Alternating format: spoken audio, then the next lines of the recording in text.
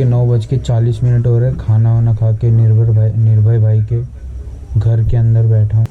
So planning हो रहा है इस चीज़ का कि कल हमें जाना है बनारस। कल होने वाली है मेरी ड्रीम भैया, मेरी ड्रीम। उसका एक पड़ाव यानी कि शुरुआत। सो एक मेरा ड्रीम है, मैं बोल रहा था ना आप लोगों को बताऊंगा ये बात।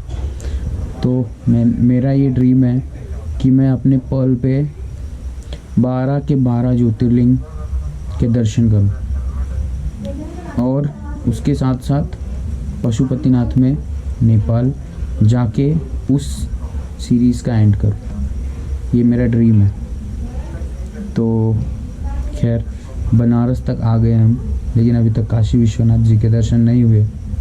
तो ये ड्रीम कंप्लीट होए उसके लिए पहले काशी विश्वनाथ जी का दर्शन होगा, तब ये एक शुरुआत, जो मेरे ड्रीम की शुरुआत है वो होगी कि हाँ शुरुआत हो चुकी है।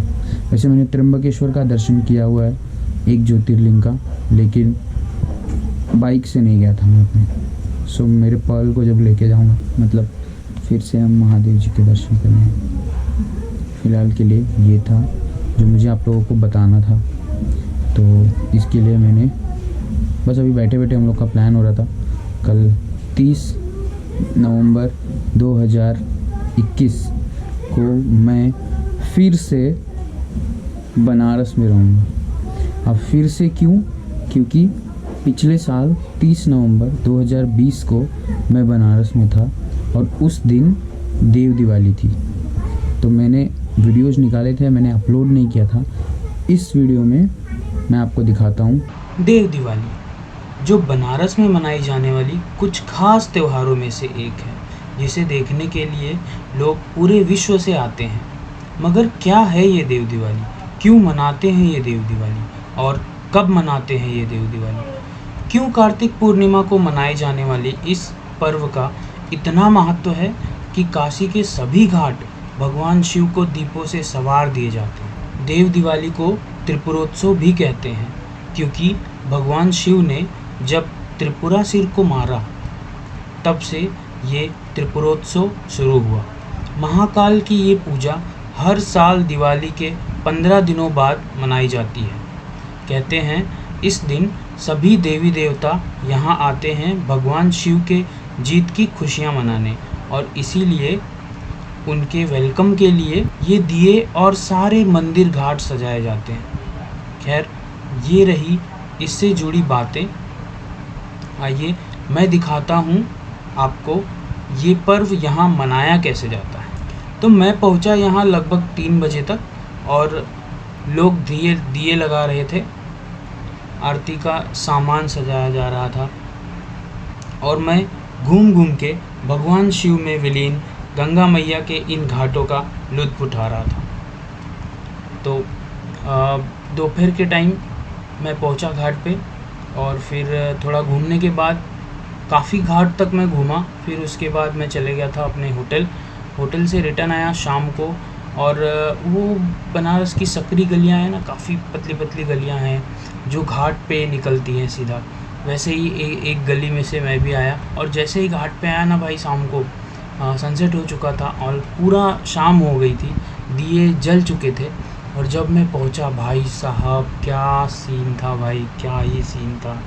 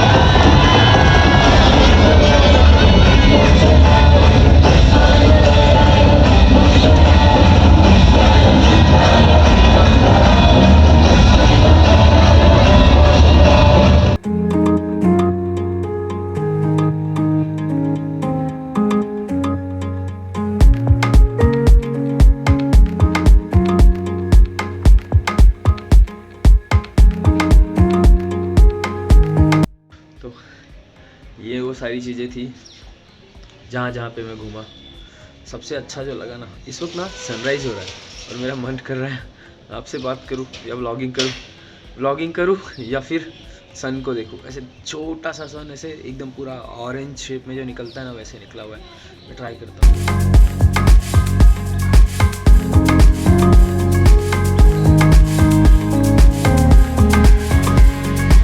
नीचे है गंगा मैया, ऊपर निकल रहे हैं सूर्य देवता। इससे हसीन सीन सिर्फ मुझे नहीं लगता कहीं और हो सकता है। वाराणसी में ही हो सकता है, काशी में ही हो सकता है, भोलेनाथ के घर में ही हो सकता है ना। है ना खूबसूरत। खूबसूरती देखनी है तो खुद आओ, घूमो इंडिया, घूमो यार, घूमो। ये देखो दिखाता हूँ, ये देखो, देखा है ना खूबसूरत, बहुत खूबसूरत है। वो दिख रहा है ऑरेंज, जी हाँ सनराइज़ हो रहा है तो मैं खुद को दिखाता हूँ। बहुत खूबसूरत लग रहा है, सच में बहुत खूबसूरत लग रहा है। एंड बस आप लोगों से बात करनी थी, इसलिए फिर से मन नहीं कर रहा है। देखो रुको दिखाता हूँ, ये देखो, देखा बहुत ही खूबसूरत है ये नज़ारा। ऐसे अगर बात करें हम तो ठीक है, वैसे भी बंदर जैसी तो शक्ल है। खैर मैं आपसे बात कर रहा था ये कि ये सारी चीज़ें मैं घूमा हूँ, देखा, था ना खूबसूरत। और सबसे इम्पोर्टेंट बात बताऊं, जो बोट पे मैं था उसके पीछे से एक बोट निकली थी, उसके अंदर नरेंद्र मोदी जी बैठे थे। सो वो भी आए हुए थे वहाँ पे। सबसे बेस्ट पार्ट था ना लेकिन मेरा ये पार्ट, ये आरती जो मैंने सामने से देखा था बोट में बैठे हुए। देखो ना कितना मस्त लग रहा है, कितना सही लग रहा है यार। मतलब अलग ही फीलिंग है बॉस, अलग ही फीलिंग है, बहुत ही ज़बरदस्त फीलिंग है। मतलब सामने से ना वो एक कुछ तो ऐसे अपने आप अंदर से आता है, पता नहीं इमोशन होता है या मुझे तो ऐसा लगता है ना, वो एक वर्ड है मेरे पास। लोग कहते हैं ना जब कभी कभी आपको घमंड किस बात का है, तो मेरे अंदर से ऐसा निकल के आता है, हिंदुत्व का घमंड है। और वो जो प्राउड फील होता है ना, ये सब देख के फिर फील होता है, बस वैसा ही मतलब एक प्राउड वाला वो आता है। ऐसा जब देखते हैं ना तो ऐसे वर्ड में नहीं बता सकता यार, समझो। बाय द वे बोट का उसने पर पर्सन 200 रुपीज़ चार्ज किया था एंड ऑलमोस्ट 100-150 बोट थी उस वक्त जब आरती हो रहा था। शाम के टाइम आइए 7:30 बज रहे थे उस वक्त, बट बहुत खूबसूरत था, बहुत ही खूबसूरत था। अगर आप दिवाली के समय अयोध्या नहीं आ सकते हो तो देव दिवाली के समय बनारस आओ, बहुत खूबसूरत होता है। ये टोटल जो दिए देख रहे हो आप, जो कलर दिख रहा है यहाँ पे ऑरेंज, वो सारे के सारे दिए हैं। और टोटल 15 लाख दिए जलाए गए थे उस दिन, 15 लाख दिए पूरे घाट पे।